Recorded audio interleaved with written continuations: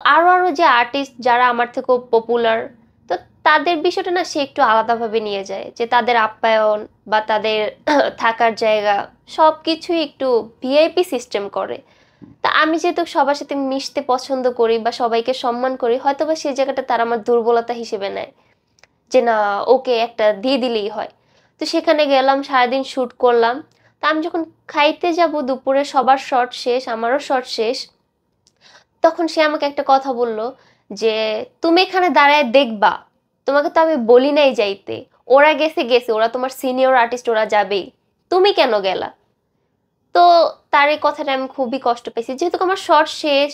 আর যেহেতু শুটিং এর বিষয়টা হয় কি, একটা খাটনির বিষয়, সারাদিন পরিশ্রম করে আসলে খাওয়া দাওয়া খেয়ে তারপর যখন আবার শর্ট করতে হয়, খুবই অনেক কষ্ট। অনেক একটা খারাপ লাগে। তো সেদিক থেকে আমি সারাদিন কিছুই খাই নাই। তো ৩টা ৪টা প্রায়, মানে ৪টার কাছাকাছি এরকম একটা টাইম হয়ে গেছে। তো আমার খুবই খিদা লাগছিল। তা আমি খাওয়ার জন্য চলে গেছিলাম, যে বলছিও তো উনি শর্টের জন্য খেয়াল করতে পারে না।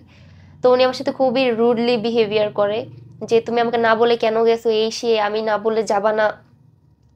আচ্ছা, সব শেষ, শর্টের টাইমে সে আমাকে আবার নিয়ে আসে, আমরা শর্ট শেষ করি রাত্রে। তো আমাদের শহরটা ছিল ৩০০ ফিট পূর্বাচলের দিকে, অনেক ভিতরে, সব